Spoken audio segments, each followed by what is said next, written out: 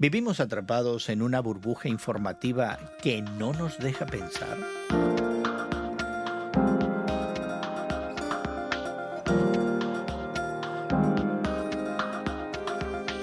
Gracias por acompañarnos entre amigos esta conversación semanal sobre la fe cristiana y el mundo contemporáneo que regularmente tenemos Guillermo Serrano, Elsa Mazón y tu amigo Gerson García.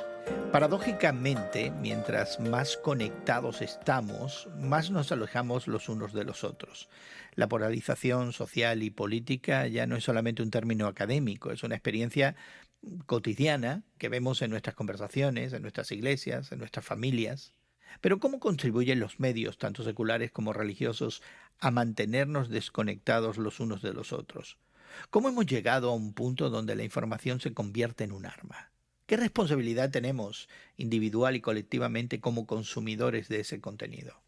Bueno, en el día de hoy conversamos sobre ese extremismo en los medios de comunicación que hacen que la mitad de la población sea antagonista de la otra mitad. Pero antes queremos invitarte a que te suscribas a nuestro podcast que encontrarás en tu plataforma de podcast favorita.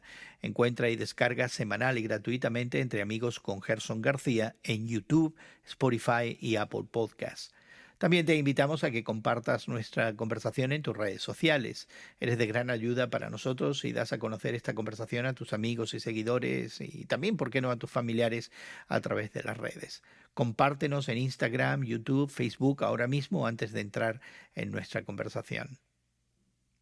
Vivimos en un tiempo en el que la información nos llega en ráfagas constantes por televisión, por redes sociales, por medios cristianos, por podcasts como el que estás escuchando en este momento. Pero paradójicamente, mientras más conectados estamos, más nos alejamos los unos de los otros.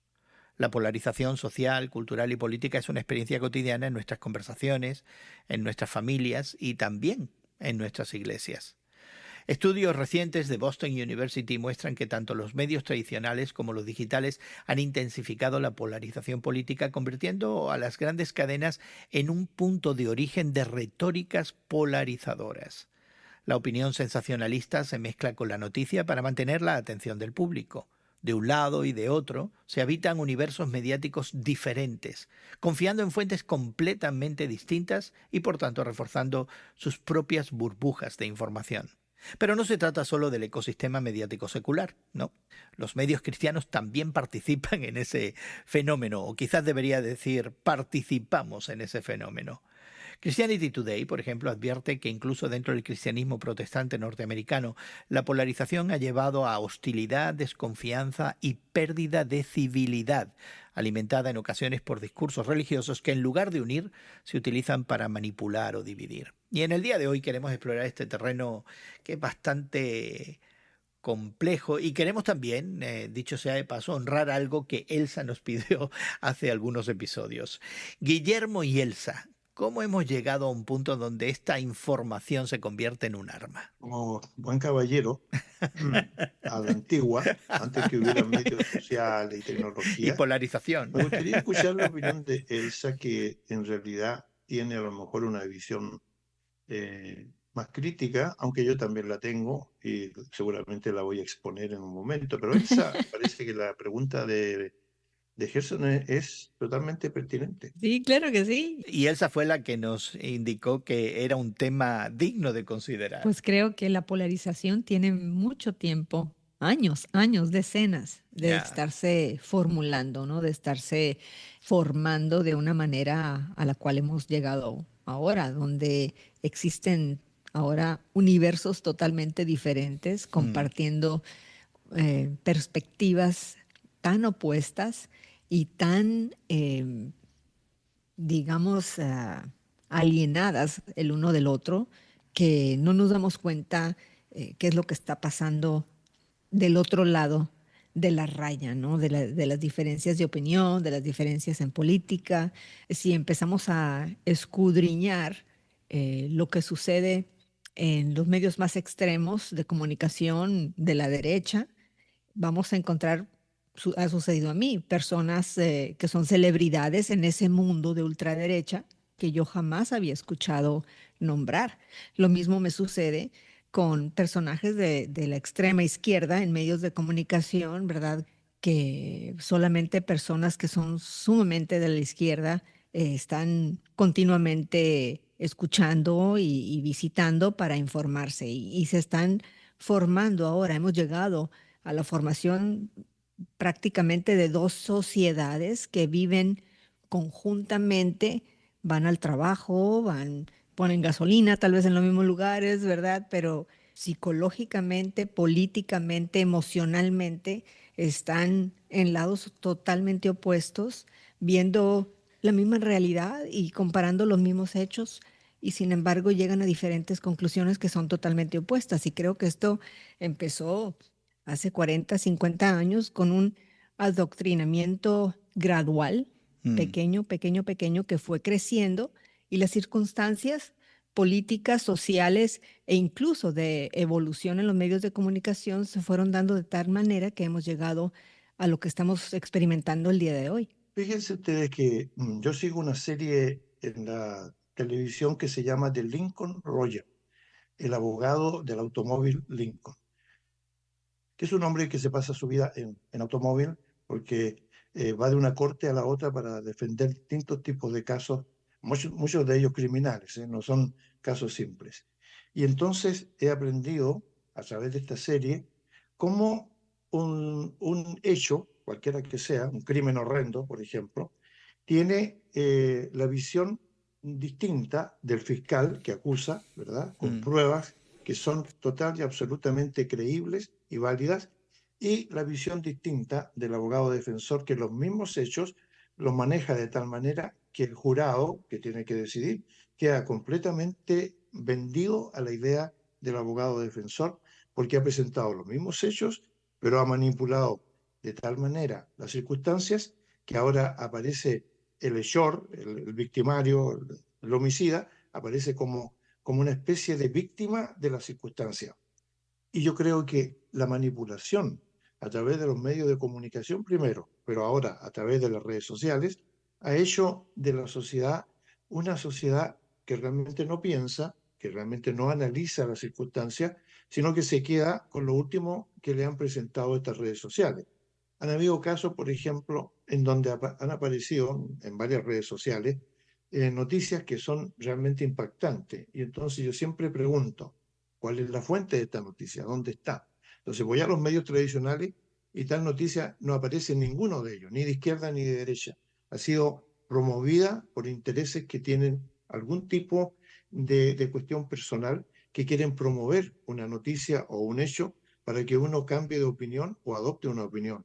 Entonces yo creo que hay un efecto de manipulación Yeah. que se está dando hoy día a través de las redes sociales fundamentalmente, que hacen que uno lleve el computador en el teléfono personal, que es una cuestión realmente increíble, que lo presentamos alguna vez en un taller de comunicaciones, diciéndole a las personas lo que ustedes tienen hoy día en su mano y que llaman su teléfono inteligente, no es más que un pequeño computador personal que está ligado, ¿verdad?, conectado a un sistema en donde ustedes reciben información, pero es un pequeño computador en el fondo. Yeah. Eso es lo que está haciendo el pequeño aparato. ¿Qué papel juega el entretenimiento dentro de todo esto, ¿no? Y me hace recordar este libro que surgió hace más de 40 años por el norteamericano Neil Postman, ¿no? Que advirtió en un libro que se tradujo al español, creo, como divertirse hasta morir, ¿no?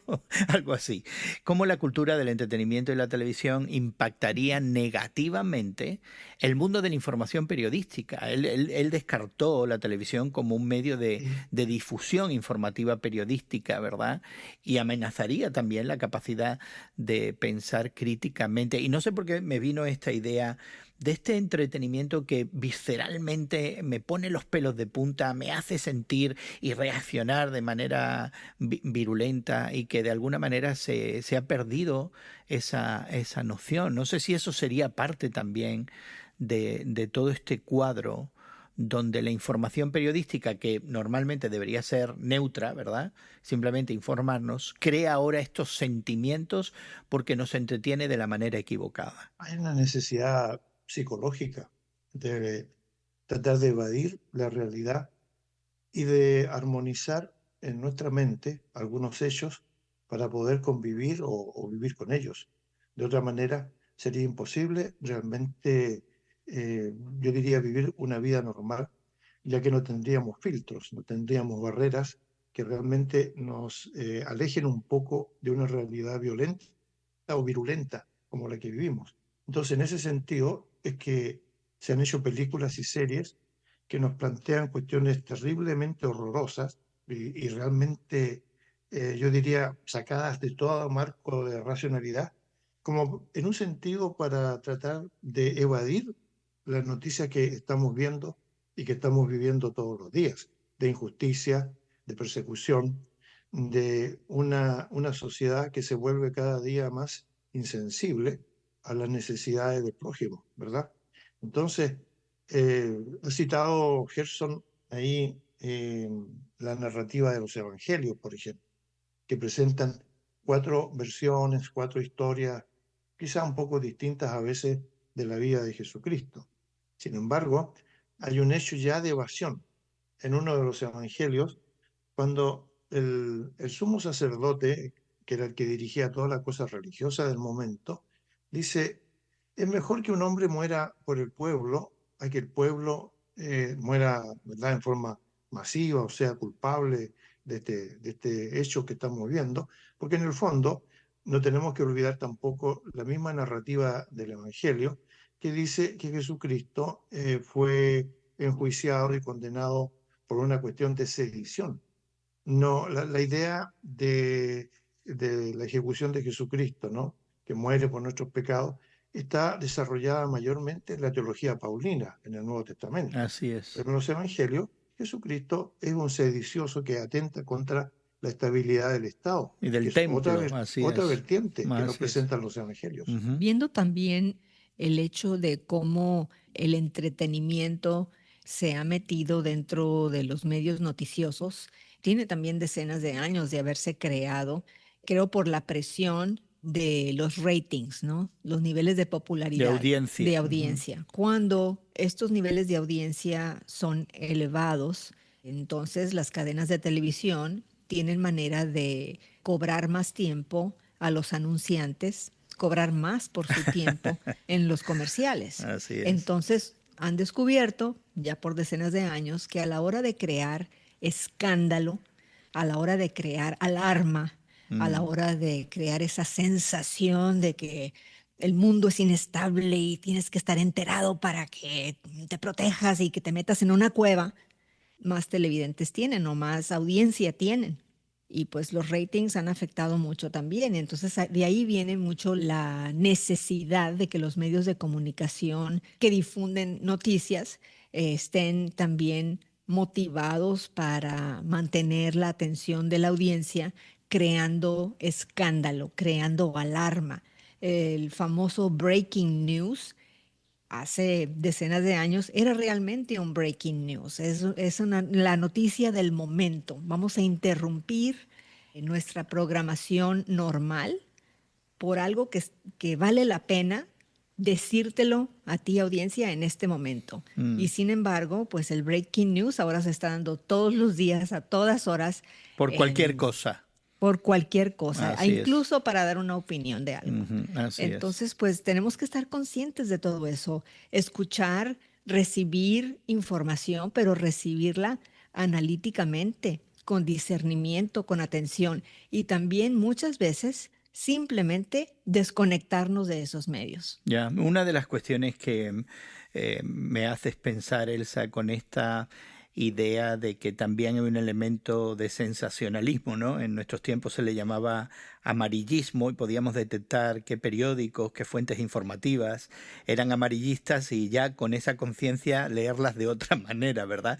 Pero esta idea de meter miedo, ¿verdad? De un lado y de otro, se nos dice que los sucesos muestran que los otros, quienes quieran que sean, van a venir y nos van a quitar algo de lo nuestro.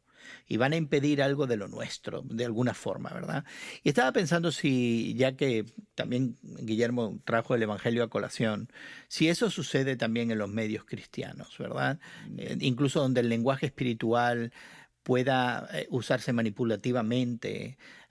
Así que explorar cómo se manifiesta en los medios cristianos todo esto valdría la pena. E incluso me hace pensar en este artículo reciente de Christianity Today que habla justamente de una crisis de civilidad dentro del mundo cristiano. Por todo esto, porque también el mundo cristiano está siendo polarizado. Los medios de comunicación religiosos, particularmente los cristianos, contribuimos, y ahora pongámonos nosotros aquí en este asunto también, como productores y anfitriones y participantes de esta conversación en el podcast.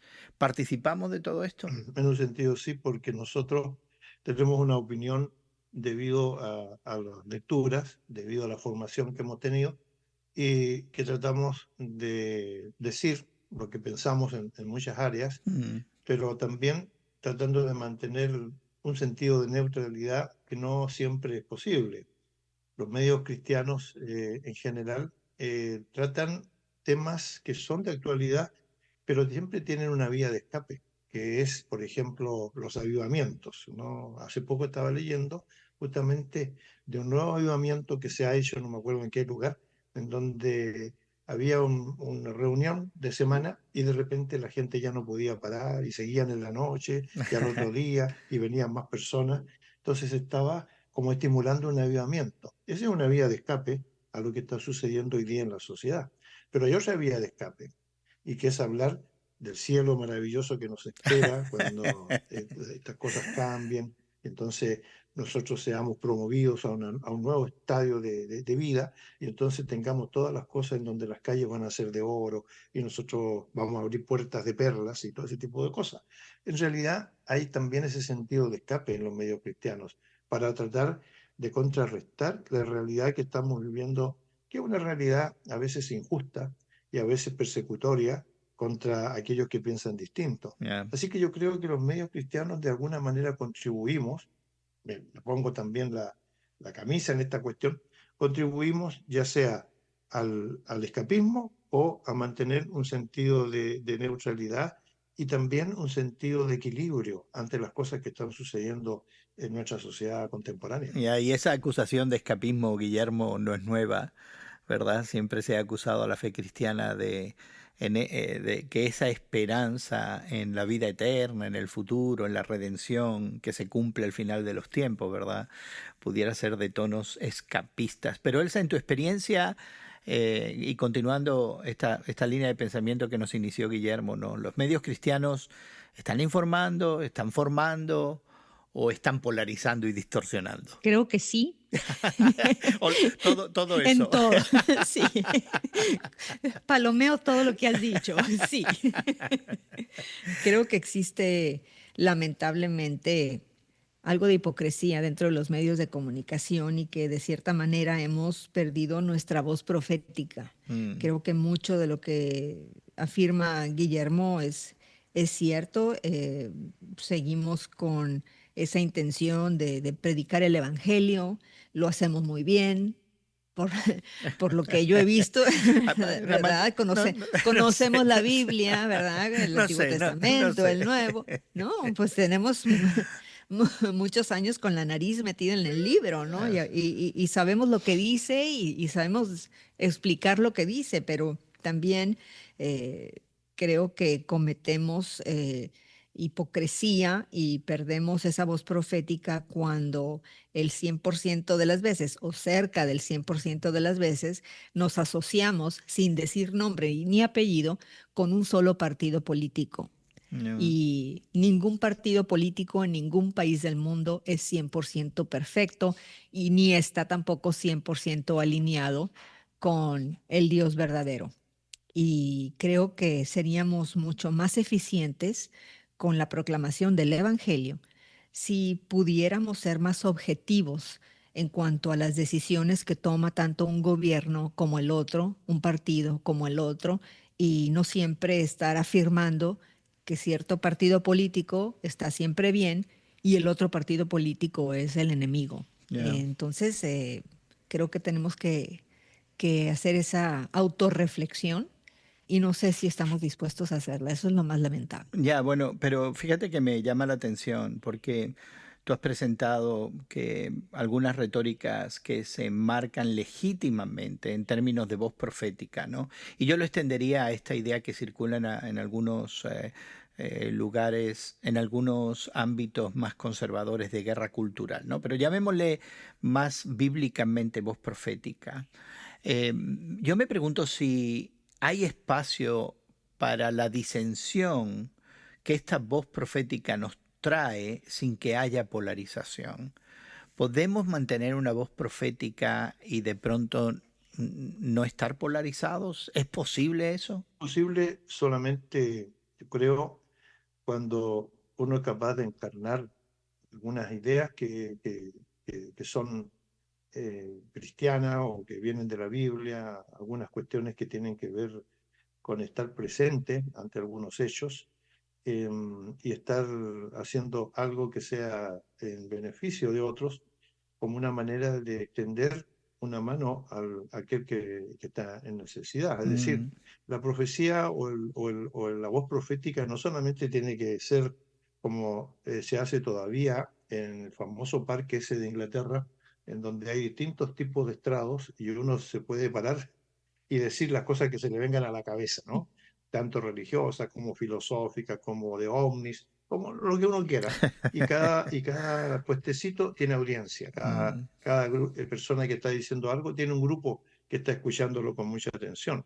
Pero yo creo que también la profecía tiene que ver, y la voz profética tiene que ver, como en el caso de algunos profetas del Antiguo Testamento, por ejemplo, que fueron capaces de profetizar y de anunciar algo de una manera casi personal, como cuando alguien le anuncia en el Nuevo Testamento a alguien, a otro alguien, le dice, con este cinturón te van a atar y te van a llevar y qué sé yo. Es decir, es el anuncio a una persona específica. Yo creo que la voz profética también tiene que ver con la actitud de uno cuando decide vivir una vida distinta ante una sociedad que lo está mirando, aunque uno crea que no es así, pero que lo están mirando en cuestiones que tienen que ver con el servicio que uno pueda prestarle a otro. Es un discurso Ujú. sin palabras, de alguna manera. Continuando Ujú. con el pensamiento de Guillermo, si me puedo atrever a hacerlo, es el hecho de que Jesús también vivió en tiempos donde había mucha polarización.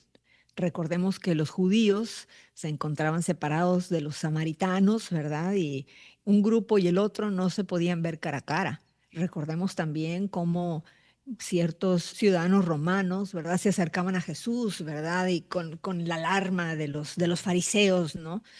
Judíos de la época. Y sin embargo, Jesús era el gran unificador. A todo mundo los ponía en su lugar. A la mujer samaritana le contaba sus verdades, ¿verdad? Y luego le decía que él era el Mesías. Lo mismo hacía con sus mismos discípulos, hacía lo mismo con los fariseos. Y Jesús a todo mundo le hablaba con la verdad, los ponía en su lugar y luego les presentaba la necesidad del arrepentimiento y de reconocer a Dios Padre a través de él mismo como su hijo.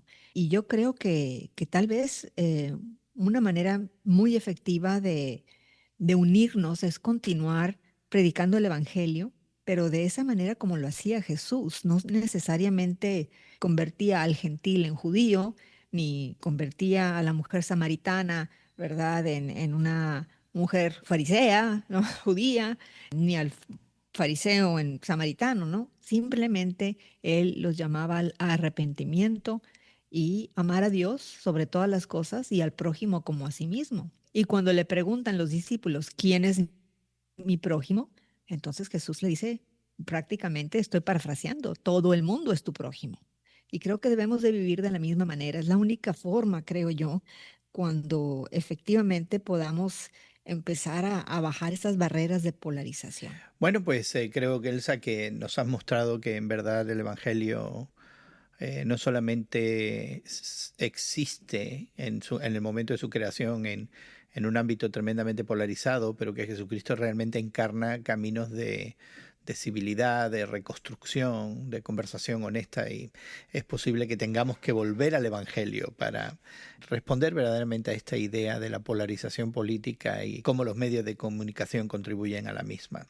Y queremos invitarte a que explores más sobre qué prácticas concretas se podrían adoptar en iglesias, en los comunicadores cristianos, en cada creyente, para promover esa cultura de diálogo. Suscríbete gratuitamente a nuestro podcast que encontrarás en tu plataforma de podcast favorita cada semana. Búscalo y descárgalo como Entre Amigos con Gerson García.